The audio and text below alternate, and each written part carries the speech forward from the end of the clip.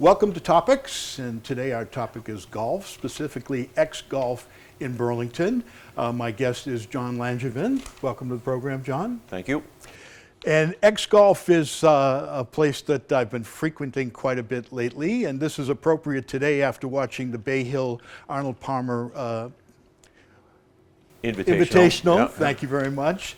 We're coming down to 17. Yesterday there were 8 people, one shot off of the lead or tied for the lead, which eventually Kurt Kitayama won with that birdie putt on 17. Yep, it was a fun finish. And then on 18 he had that 50-foot putt that they should blame the greenskeeper because it rolled sideways from the ridge of the hole. It did right at the end. I saw that. Yeah. Okay, so let's talk about John first. John has a engineering degree and an MBA. So the first question is, what was your original background in terms of your career, and how was it that you segued into golf? Did you have a midlife crisis and didn't want to buy a Porsche? So, I have a degree in computer engineering, but I was never destined to be an engineer. I was more of a business person, and I knew where I wanted to go, so I have an engineering degree, but also got an MBA shortly after graduating, and have been in business roles in the high-tech world since the beginning of my career, which actually started in Burlington. My first company out of college was at Maycom, Sure. formerly Microwave Associates, so I spent the first 10 years of my career right here in Burlington. After 30-something years of doing high-tech business-related stuff, thought I'd finish the back nine of my career with something that would be a little more fun and fulfilling, so here I am, owning an indoor golf center. Now, did you have a background in golf, just a player, just a nut like me, or did you actually play competitively? Never. Picked it up, after I started working, so I started playing golf probably in my 20s or so, and have been around that 14 handicap level for much of that time. You might get it down to a 10, but then it'll go back up to a 15, so I kind of have been hovering in that area for Well, only 10% of the years. population can break 100, so we're an elite company here. Usually I do that, yeah. So you're doing your due diligence. How did you come across the simulators? I mean, there's only been a couple of years that I even knew they existed, and certainly not to this degree. How did you do your due diligence in terms of selecting a program? So the whole notion of indoor golf was new to me. I think it was about 5-6 years ago. The group that I play golf with out in Hudson, Mass. At Charter Oak Country Club, we started looking for something to do in the winter, and there were a couple of indoor golf centers out in the Westboro area, which were a lot of fun. And I thought this is a really cool idea for retirement.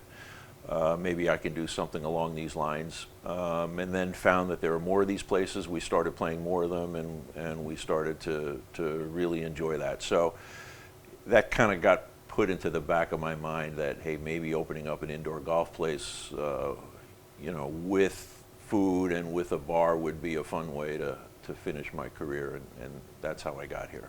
And ultimately you chose X-Golf.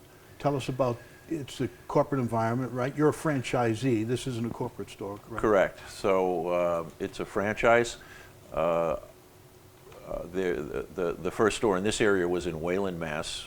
Call out to Rob Granahan, who's the owner of that store, as well as the store in Acton. But when I went there, I said, boy, this is a perfect model. They seem to have the best technology. The model of, the food menu and the cocktail menu was ideal for what I was looking to do. The concept of a franchise had a lot of appeal because it was kind of a turnkey way to jump into the business and get to revenue as fast as possible. Mm-hmm. If I were to have to figure all this stuff out by myself, I think it would have taken years from the time I started building it out until the time we were able to welcome customers in. But they have it all figured out already through X-Golf, and that model worked out really well. So in terms of the model, you mean in terms of staffing levels and point of sale, product that you carry, et cetera? Yeah, all of the above. I think it starts with the golf simulators themselves. And you know, the first thing I found was the technology in the golf simulators at X-Golf was, I thought, superior to anything else that was out there. The you know, automatic teeing system and automatic ball collection I thought was a really nice touch. But the accuracy of the system, the data that's available, I thought was ideal. So I thought the technology here was the right foundation. And you know, yeah, the whole turnkey model had to do with building out of these sims. The builders already know what to do in terms of laying everything out so it works properly. Where you're, you know, ramping the floors in a certain way to make sure the balls roll. You're connecting equipment to the ceiling to make sure the lasers can scan down on a few rows of sensors down here. There's a lot of subtle stuff to it that they had all figured out. And then, like you said, the point of sale system, the scheduling system, you know, generally the menus, although, you know, we drifted a little bit from the standard X-Golf menu when we started this place. But by and large, everything was pretty much thought through before I even got involved, and that made it a lot easier. Okay, so finding the company is one thing. How did you arrive at Burlington? You were already familiar with the area, obviously, and you live in Lexington, correct? Live in Lexington, yep. My wife is from Arlington, and our family grew up in Arlington. And I used to work in Burlington, so, you know, Burlington to me is sort of a hub where everyone comes to shop and eat and do a lot of stuff. I kind of had a feeling Burlington was an ideal location. I looked at a few things when I was trying to pick out a site. Was looking at per capita income. I was looking for population density, and maybe most important, I was looking for proximity to golf. I actually looked at, you know, where are all the golf courses? Usually there are golfers near the golf courses. Burlington scored really high in terms of all of the above. Although they're not close enough. We've got Bill Ricker and Woburn, but you know, there's not enough golf, and particularly if Green Meadows closes, where are they going to put 80,000 rounds? You know? Yeah, well, maybe they'll bring him indoors, you know, which would be great. But no, you know, there's a lot of you know, smaller courses around here. We have Pine Meadows in Lexington. We've got Unicorn and Woburn Country Club. There's a lot of smaller courses here. With a big appetite to play golf. So, you know, those are our strongest customers. I think the guys and the women that play at these courses in the summer, they're the ones that are flocking here in the wintertime. Right. Well, speaking of off-season, how do you raise attention? Well, first of all, let me ask you this question. How has it been received so far? You're in your second full year. Yep. It took a while for me to even know you were here. I think I caught the sign one day, and you know, I said, I got to go in and see what that's about. Well, we hired a professional marketer, and that's maybe what it took to get people like you in here. Right. Well, I know I get things on on Facebook and on Snapface, Bill Belichick says. Right, all those Snap things, yeah. Yeah. So, how would you rate your occupancy at this point in terms of availability? So we had a great first year, and our second year is doing better than our first year did, as a matter of fact. For all intents, the simulators are full during the peak season from the time we open in the morning until the time we close at night. There's usually some availability earlier in the week during the day, but the sims are pretty full all day long. You can book tee times about 2 weeks in advance on our reservation system. You know, a lot of times those slots just disappear quickly. There are people that kind of grab the early spots as early as they can. So, you know, certainly anyone, you know, wanting to grab a tee time, I'd say think of it 2 weeks ahead rather than 2 hours ahead. Now, what do you consider peak time? You know, we've seen a strong surge from November through April is where we have the strongest occupation within the store. And then it starts to slow down in the summer, obviously. But, you know, peak season runs from about November until April. So what do you do during that period of time, during the slow season in terms of enhancing attendance? You get leagues, you get competitions, you get a variety of different things to bring people in. Yeah, so last year, was a learning year where we tried to figure out what can we do to bring the attendance up in the summer. This year, we're going to be offering memberships. We actually started that last year, kind of late, but we started it, but that worked out pretty well. The memberships will involve, paying a fixed fee up front, getting unlimited golf time, throughout the summer. Including weekly spot lessons from our PGA professional, if that's something that's appealing. And it's actually a great place to come, when you're warming up, maybe to play an outdoor round. You can come here for a half an hour before you play outside and get loose. Certainly if it rains in the summertime or if it's overly hot, you'll have the benefits of that membership. And Nothing more annoying than rain on your golf days. yeah, no, absolutely. Never rains in here. We're lucky. For sure. But I think the memberships are going to be a big boost. We also have some national X golf tournaments. They're called the X Cup Series. You may have seen. We had. A holiday scramble, there was a Super Bowl scramble. Right now we're just kicking off a St. Patrick's Day scramble. And these are national tournaments sponsored by X Golf, where the winners in each store will get an opportunity to compete at the national level, where there are some pretty cool prizes for whoever wins nationally. One of the prizes is a round with Paige Spiriniak. That was one of the prizes last year, yeah. Sign me up. A lot of appeal there, and I'm sure she's very interested in playing with you. I'm sure. Yeah, absolutely. I'm sure. So I think the tournaments are going to help. We're also going to be launching a junior camp this summer. Our PGA pro, his name is Sean Keller, who's a super guy, and he's especially good with beginner golfers. He's certified by U.S. Kids Golf. He's done clinics for Nike Golf over his career, and he's going to be running some junior camps here during the summer for any families that are looking to keep their kids busy playing indoor golf. Right. So Now, I think that should also help with the summer. Have you made any connection, or is the Recreation Department in Burlington inquired as to a program here for youth players? We've reached out, and we're certainly interested in exploring things like that that might make sense. I'm also involved with the Boys and Girls Club in Billerica. We've reached out to them, so I think there may be opportunities for us to collaborate with the community and find ways to use the facility when it's underutilized in the summer to benefit kids in the area. Right. Well, there's other components too. Particularly you have one of the items is the driving range. You go to the driving range, you hit a few balls, you have no idea what you're doing for the most part.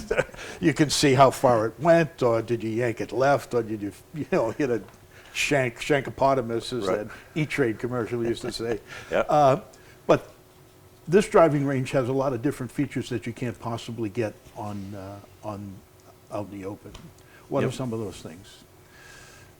You can set up in a lot of different ways. One of the fun things I like on the driving range is you can set up a target. It looks like a bullseye from the sky, where the goal would be to see if you can control your distance so that you get in the center dot of the bullseye consistently. And you could vary the distance that you're hitting it depending on which club that you're using. So you can set yourself up for 100 yards away, 200 yards away, or 300 yards away, whatever you're trying to do. But you can also measure ball speed and spin and trajectory if you're trying to learn, for instance, how to draw a ball instead of hitting that wild slice. Absolutely. There's a lot of data available to those that want to use it. And it's all the things you said. Your ball speed, the spin rates of the ball as it comes off the head of your club, the direction that it's going in, the club head speed. It'll look at your swing path to show what your swing path looks like as it's making contact with the ball. And then lots of other pieces of data about side spin, back spin, front spin, and so forth, that depending on what you're trying to do, it's a great place to improve your game using the data. Now, before we get into the technology, one last question about you. You got a PGA Pro here. How is X Golf affiliated with PGA? We're members of the PGA, so by being affiliated with them, we actually have access to their database of resources and professionals in the area. As a PGA professional, Sean is involved with different events that the PGA sponsors locally, where he's able to compete with and also collaborate with other golf professionals in the area. There's a resource there for helping us recruit employees, so they have a database of golf professionals looking for employment that we're able to draw from.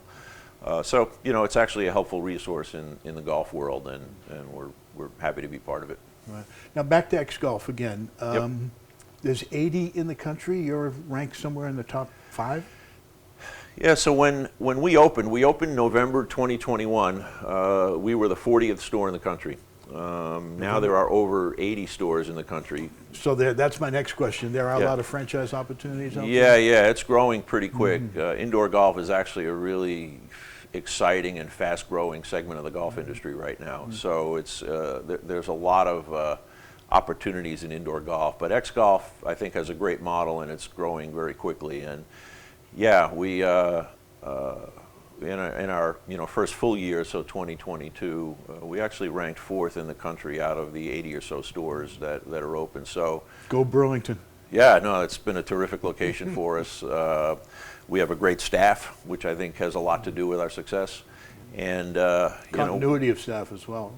Good continuity of staff, where we have not had a lot of turnover. Great customers. I think what we're able to do between our staff and a great set of customers that come in here is just create an environment that's a lot of fun. Yeah, develop a rapport. Exactly. Our goal here as a team is let's make sure every customer that comes in just has a wonderful experience and wants to come back. And well, the only thing that can ruin it is your score. But fortunately, one of the technology features of this system is the mulligan. I don't know anything about that, Phil. I don't know how you found that button. We try to keep that away from you. But no, absolutely. If you hit a bad shot, you can just erase it with the mulligan feature, which is too bad you can't do that in match play. You can, but your playing partners frown upon that. They do. Yeah. They do. Okay, we're going to take a short break, and we'll come back and we'll talk about the technology, get the chairs off of here, and show you what the features are of this system. Okay, well, we're going to talk about the technology, which confounds me completely. What is it? How does it work? I know it has something to do with the ball and lasers, but how does all of that project onto the screen and measure, the distance, the trajectory, the rotation, the sand traps? How does all of that work? This is what I consider to be the adult version of a video game, and I think kids have been playing with virtual reality games like this for 30 years or so right now. So this is just an adult version of that. What we've got is a database that's got a lot of animated footage of different golf courses throughout the world. Stop right there. That's the first question I had. How do they gain this? Obviously, this must be drone derivative or ground-based radar. How do they get the exact copy of the course? I don't know the details of how they collect that, but I think it has a lot to do with video footage as well as footage on hand, and just a lot of software engineers that know what to do to take some kind of a graphical image and turn it into software and essentially an image like this. But there's obviously a lot of work that goes into programming these scenarios. But this is all set up in the system right now for about 60 or so different golf courses in our database. It looks like we're set up for Bay Hill, which is where they had the Arnold Palmer Invitational. How appropriate. The other day. So we all know this course well, and there's no way we could shoot any bad shots now that we know the course is here. Now we know where we're going. So let's take a look at the right side, and just give us a brief description of what's going on here, course slope, etc., distance. Yeah, so the top is an image of the entire hole. So as you're standing here getting ready to hit the ball, you can see that it's a dogleg to the left looking at the curvature of the hole. That black marker in the middle of the fairway on the big screen is also shown here. As a reference point, you can see 251.5 yards. That marker is set here at 251.5 yards. It doesn't matter how far you hit it, but if you were to hit it 251 yards, on that line, that's roughly where you're going to end up. Phil's 250-yard drives are a thing of the past, so we'll worry Well, about if that you're later. downwind and downhill, I know you can Exactly, do it. Yeah, exactly. yeah. I still maybe still got one. Now you have course slope. What is the course slope? That's basically the elevation change from tee to green. So this one, it says, you know, by the time you get to the green, you're about 3/10 of a yard downhill. Okay, but it's so basically essentially flat. this is flat. Essentially, this is a flat hole. Okay. You can see the sand traps on the side, so you're going to want to, you know, even though they're hard to see from here, you're going to want to avoid those out there. So you can see that by hitting this map. Well, I'm a sand magnet, so we'll try to avoid that. Now, down here we actually have the club selection, which comes in handy later on if it's choosing a sand iron, you want to hit a wedge, for instance. Does that affect how the computer reads the ball if you don't use the club that they're suggesting? No, Okay. unless you're near the green, which we can get to that. But no, it doesn't matter what that says. It's just a reference point. It does say that if you're hitting a driver and you're hitting it 251 yards, that's where it's going to land. go. But you can hit any club in your bag from here and it'll go Okay. wherever it wants to go. Now, this is set up for any level of golfer when you sign in and originally pick your course. There's pros, semi-pro, expert, normal, novice. Then there's the tee selections, for instance. I've set you up with the whites, and I'm going to hit on the reds, so hopefully I'm going to be able to beat you, beat you off the tee. How does that affect the shot? If you're set up as a pro, does it make it more difficult in the course versus setting up as a novice? So the default setting is professional, and what that means, not that you're a golf professional, what it means is it's taking the full effect of the different ball spins into account when it extrapolates where the ball is going to go. Some of the other settings, you get to semi-pro, beginner, novice, it's just minimizing the effect of side spin on the ball, so you're going to be more inclined to hit it straighter. Right. But the professional setting, which is default, is there to do our best to simulate what the ball is actually going to do. Okay, so explain this system here, John.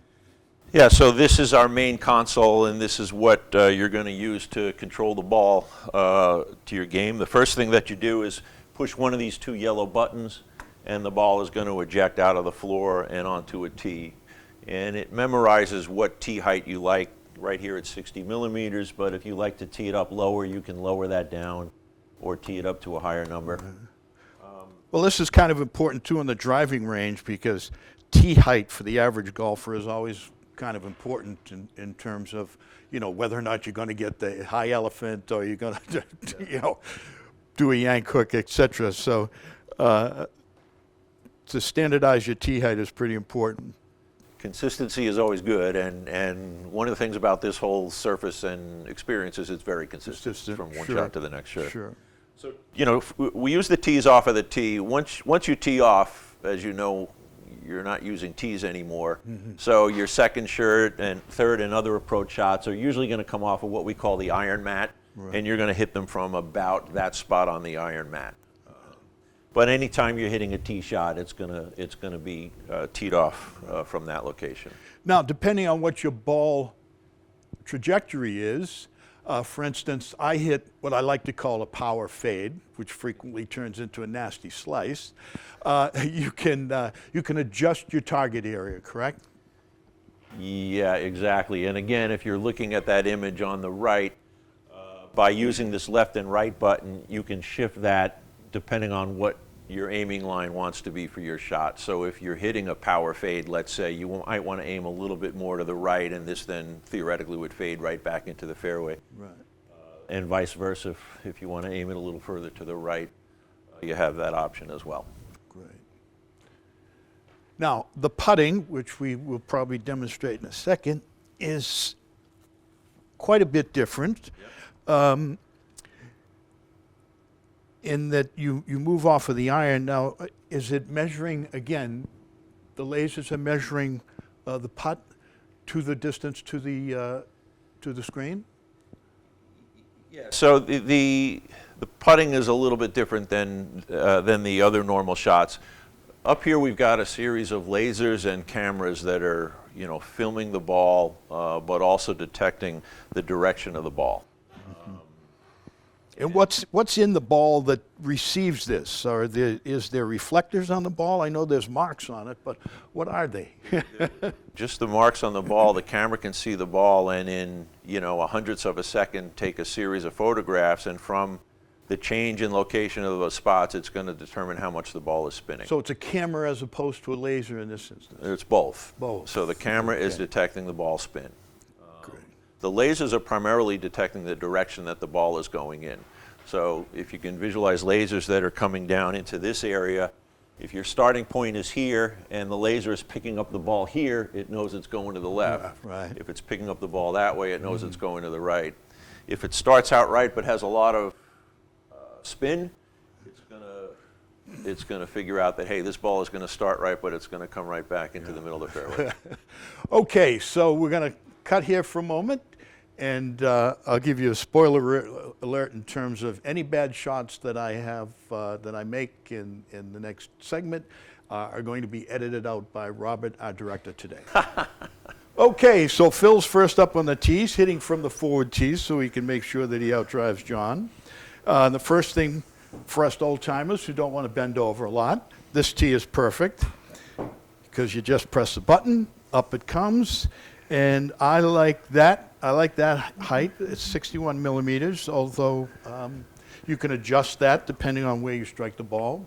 I'm a Mo Norman student, so I have kind of an odd swing. I also have a bad shoulder, making excuses right away so that I don't get high on my backswing. So I'm going to go for the target, and hopefully I don't hit a wicked fade.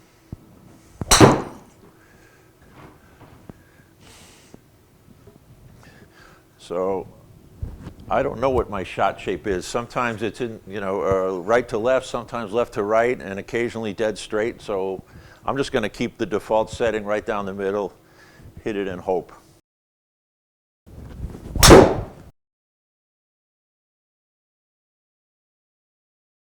Beautiful lazy draw.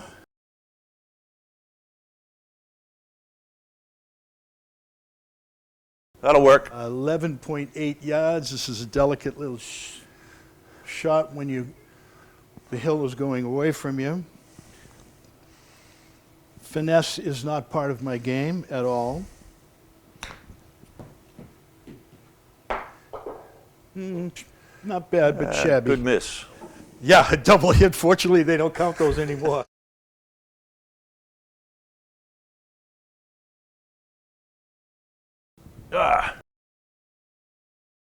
Close enough. Okay, this is certainly not one of my strengths, 8-foot putts, as it wasn't Jordan Spieth's yesterday. Jordan Spieth birdied the first 5 holes to get back into contention, ultimately take the lead, and then on the back 9 he had 4 putts around 8 feet that if he made one of them, it would have put him into a tie. If he made both of them, he would have been the ultimate winner of $3.6 million in purse money. I was rooting for him, but I was glad to see Kitayama win, who had been on the tour for 10 years, 30 years old, never won a PGA event, and he wins the Palmer on the most difficult course with the exception of the US Open. Yep. Most difficult course, the PGA. All right, so I'm 12.2 feet. I just want to get to just below the screen. I want to go straight, maybe. No, let's go a little to the right and see what happens. All right, knock it in. I would dearly love to make this putt. And I... That was like Kitayama's putt on 18 putt. There. Great. Okay, in typical Phil fashion, I double bogeyed the first hole, even playing from the red tees, but, it was just a warm-up. I thought I'd make John look good since he's the guest today. Of course, that 275-yard drive didn't hurt either. Again, I want to thank our guest, John Langevin of X Golf in Burlington. Thank you for joining us. Thanks for having me. I considered you to be my guest, so as a courtesy, I should have let you win that first hole. But thank you for letting me win. I owe you one. My pleasure. Thank you for joining us.